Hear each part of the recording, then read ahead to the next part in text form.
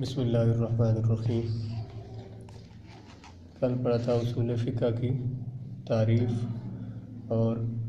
آج ہے اصول فقہ کا موضوع۔ اصول فقہ کا موضوع لکھا ہے الادلۃ والاحکام، دلیلیں اور احکام۔ ہم نے فقہ میں دو ہی چیزیں ہوتی ہیں، بلکہ فقہ کی تعریف میں یہ تھا کہ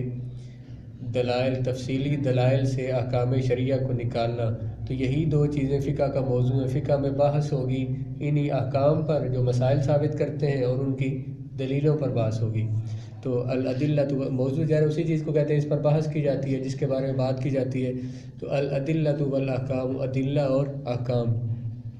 دلیلیں موضوع ہیں اس لحاظ سے کہ وہ احکام کو ثابت کرتی ہیں، ان سے احکام ثابت ہوتے ہیں، اس لیے وہ موضوع ہیں۔ اور مسائل اور احکام شریعہ موضوع ہیں کیونکہ وہ ان دلیلوں سے ثابت ہوتے ہیں۔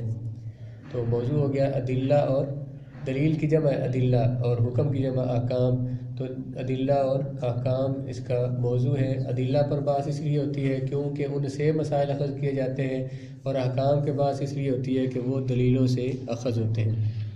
پھر اصول فقہ کی غرض و غایت اور مقصد کیا ہے؟ معرفت الاحکام شرعیہ عن الادلۃ التفصیلیہ، تفصیلی دلائل سے شرعی احکام کو جاننا۔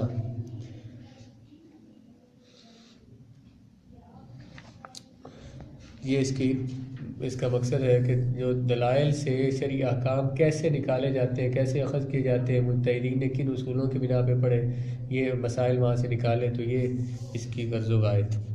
اس کے بعد اصول فقہ کا ارتقاء مطلب ترقی کرنا، کہ اس کا کیسے آغاز ہوا اور کس کس زمانے میں یہ کس طرح سے اس کو پڑھا گیا، اور صحابہ کرام اس پہ کیسے عمل کرتے رہے، اور انہوں نے قرآن مجید سے مسائل کیسے اخذ کیے، اور بعد والے لوگوں نے کیسے اخذ کیے۔ تو ہر زمانے میں جو اس پہ کام ہوا اس حوالے سے اس پہ بیان کریں گے۔ یہ ہمارے مدارس میں عام طور پہ صرف کتابیں پڑھائی جاتی ہیں، مثلا فقہ پڑھا دی ہم نے، تفسیر پڑھا دی، حدیث پڑھا دی، لیکن یونیورسٹیوں میں یہ اس کی ساتھ اس کے پوری تاریخ پڑھاتے ہیں کہ کب سے، مثلا سب سے پہلے مفسر کون تھے، کس نے کس زمانے میں کون کون سی تفسیریں لکھی ہیں، ان کی پوری تاریخ، یہ الگ سے علم ہے، اس پہ کتابیں لکھی گئی ہیں۔ اس طرح مثلا اصول حدیث پہ کس نے کس زمانے میں کام کیا، یہ الگ سے پوری تاریخ ہے اس کی۔ اسی طرح سے ہر علم کا جو ہے نا یہ تفاصیل اس پہ لکھی گئی کتابیں، تفسیر پہ، حدیث پہ، اصول تفسیر پہ، اصول حدیث پہ، فقہ، اصول فقہ پہ کس زمانے میں، پہلی صدی سے لے کر آج تک کس نے کس زمانے میں کام کیا ہے۔ تو کس فقہ میں مثلا چاروں فقہا ہیں، تو فقہا میں سے ابتدائی کتابیں کن کی ہیں، ان تمام کا تعارف، یعنی پورا جو اسلامی لٹریچر ہے اس کا تعارف وہ بیان کرتے ہیں۔ یہاں پہ ہم سب سے پہلے دور رسالت، رسول اللہ علیہ السلام کے زمانے میں اصول فقہ کیا تھا۔ کہتے ہیں کہ رسول اللہ علیہ السلام کی رسالت عام ہے، حضور علیہ السلام تمام امت کی رہنمائی کے لیے تشریف لائے۔ صحابہ کرام کو حضور کے زمانے میں ان چیزوں کی ضرورت ہی نہیں تھی کہ وہ کسی سے اصول لیں، ان کے لیے اصل اصول سب کچھ رسول اللہ کی ذات تھی۔ جو حضور علیہ السلام کو کوئی مسئلہ پیش آتا، حضور کی بارگاہ میں پیش کرتے، حضور اللہ سے عرض کرتے، تو یا تو قرآن آ جاتا، وہی آ جاتی، حضور سے جواب دے دیتے، یا پھر رسول اللہ علیہ السلام کے دل پر القاء کر دی جاتے وہ مسائل، تو اس کو حضور آگے بیان کرتے، وہ حضور کی حدیث ہوتی۔ تو یا پھر یہ کہ حضور علیہ السلام پہ الہام ہوتا، تین صورتیں بیان کیے وہی کی، ایک تو فرشتے کا آنا، اور فرشتہ لے کر آتا، لیکن الفاظ اگر اللہ تعالیٰ کے ہی ہوں تو وہ قرآن ہے، اور الفاظ اگر رسول اللہ کے ہوں تو وہ حدیث ہے، اور اگر حضور کے دل پہ وہ معنی ڈال دیے جائے اور حضور سے بیان کریں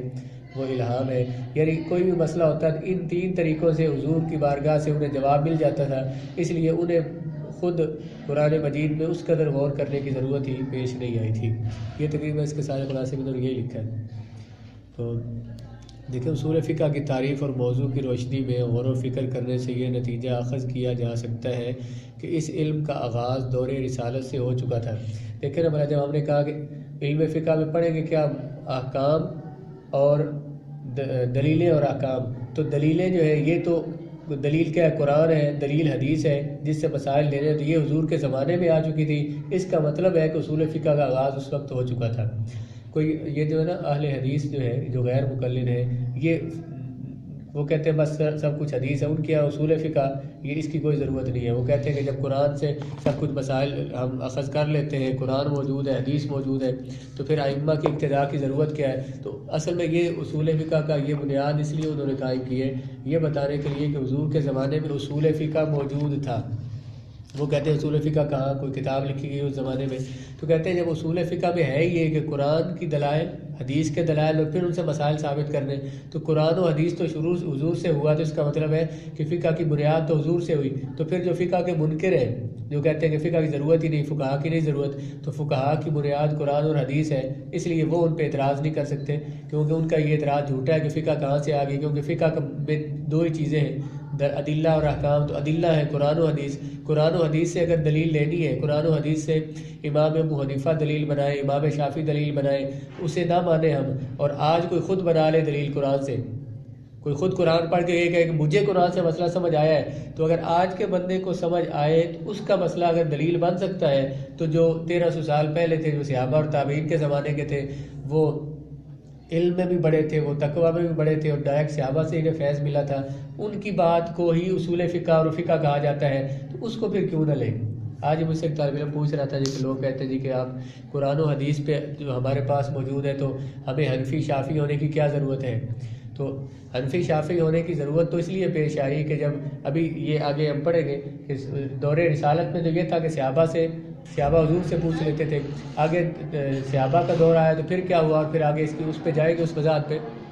لیکن جو بات یہاں سے جب بنیاد دلیلیں ہیں، قرآن اور حدیث ہے، تو پھر اس قرآن اور حدیث سے ہی انہوں نے استفادہ کیا، انہوں نے مسائل نکالے، وہ نکالے تو انہیں قبول نہیں کرتے۔ آج کہتے ہیں کہ ہم ہر بندہ نکال لیتے ہیں، جب ہر بندہ نکال لے، آج تو نہ علم ہے کسی کو، نہ کسی کو پورا قرآن آتا، نہ حدیث آتی۔ بڑے بڑے علماء جو ہیں وہ اس کا اقرار کر رہے ہیں کہ انہیں نہیں آتا، تو جو عام لوگ ہیں وہ کیسے قرآن و حدیث سے مسائل نکال سکتے ہیں؟ تو اگر آج کوئی جاہل بندہ آج کا اگر مسئلہ نکال لے،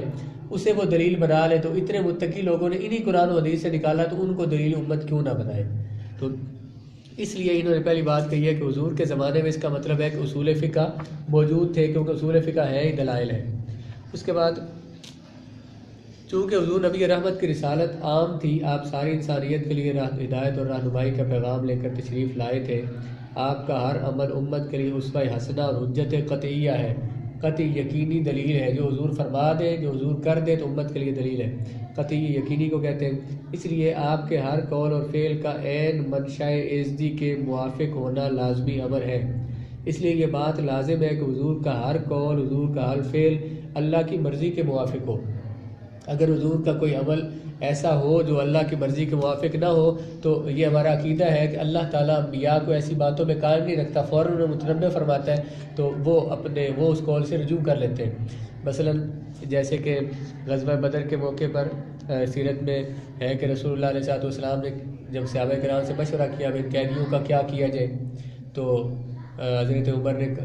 مشورہ دیا حضور ان کو قتل کر دیں سب کو۔ حضرت ابوبکر صدیق نے کہا حضور اپنے ہی تو ہیں، ان سے فدیہ لے کے انہیں معاف کر دیں، تو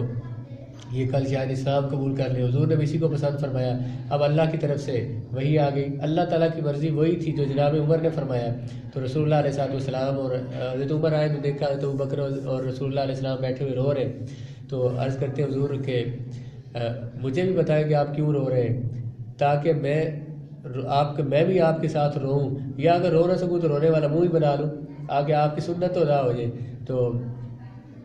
اس وقت دیکھیں اللہ تعالیٰ کی رضا کیا تھی،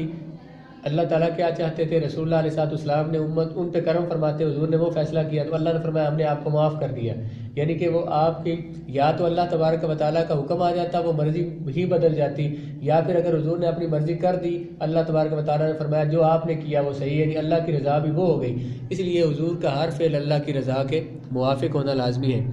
لہٰذا جب بھی آپ سے کسی عقدہ کشائی کا مطالبہ کیا، عقدہ کشائی، عقدہ کھولنا، مشکل حل کرنا، تو کسی وقوع پذیر ہونے والے معاملے کا حل دریافت کیا جاتا، تو آپ سراپا نیاز بن کر اپنے مالک حقیقی کی بارگاہ میں حاضر ہوتے اور پیغام خداوندی کے منتظر رہتے۔ پھر کیا ہوتا، روح الامین جبرائیل امین حاضر ہو جاتے اور اللہ کی منشا کے بارے میں، اللہ کی مرضی کے بارے میں آگاہ کر دیتے۔ یہ پیغام کبھی الفاظ کی صورت میں ہوتا تھا، کبھی معنی کی صورت میں، کبھی اللہ کے لطف و کرم کا یوں مظاہرہ ہوتا کہ مطلوبہ مسائل بلا واسطہ آپ کے دل پر القاء کر دیے جاتے۔ 3 باتیں کہی ہیں، کبھی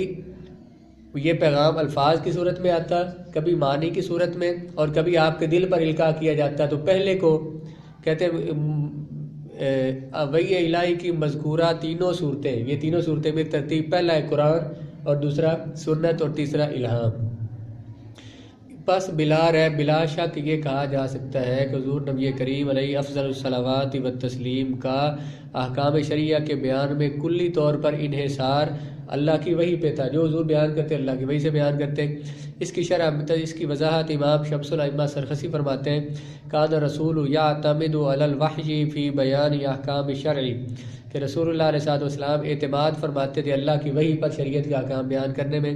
لیکن یہ ذہن نشین رہے کہ مذکورہ بالا طرز فکر اور انداز رہنمائی صرف حضور کے ساتھ مختص ہے، کہ وحی صرف حضور پہ آتی ہے، اور یہ انداز حضور کے ساتھ ہے کہ اللہ حضور کو بتائے گا اور حضور آگے بیان کر دیں گے۔ کسی اور سے اللہ نے ہم کلام ہونا نہیں، کسی اور پہ فرشتہ آنا نہیں، اس لیے اور کسی کو علم حاصل کرنے کے لیے بندوں کی ضرورت پڑے گی، یا اسی قرآن اور کلام میں کی غور و فکر کی ضرورت پڑے گی، یا ان بندوں سے پوچھنا پڑے گا جو قرآن و حدیث کو جانتے ہیں، تو وہ وہی ہوں گے، یا حضور کے صحابہ ہوں گے، تو یا ان کے بعد آنے والے لوگ جو ائمہ جن کو کہتے ہیں۔ تو اس میں امت کا کوئی فرد بھی حضور کے ساتھ شریک نہیں، یہ صرف مقام حضور کا ہے کہ جن پہ وحی آتی ہے اور اللہ کے حکم سے آپ کو جو احکام کی ضرورت ہوتی ہے وہ پیش کر دیے جاتے ہیں۔ مذکورہ بالا سطور میں غور و خوض کرنے سے یہ حقیقت نکھر کر سامنے آ جاتی ہے کہ زمانہ رسالت کے باسیوں کے لیے